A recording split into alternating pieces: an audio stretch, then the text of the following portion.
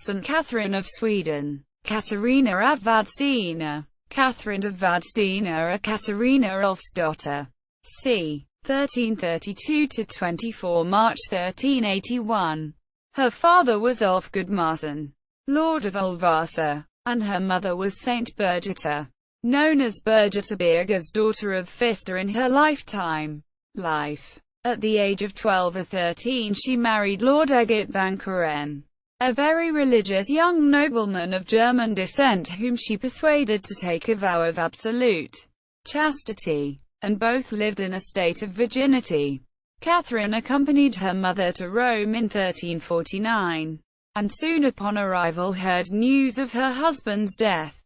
Catherine is said to have written a devotional work entitled Consolation of the Soul. In medieval Swedish Själinnetrost, or Själinnetrost in modern Swedish. A dated copy from 1407 is still in existence. She stayed on with her mother, accompanied her on several journeys, including one to the Holy Land.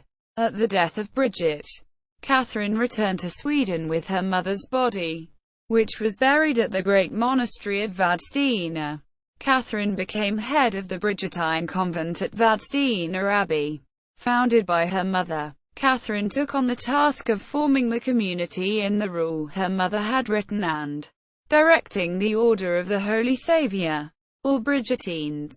After some years, she returned to Rome to work for her mother's canonization.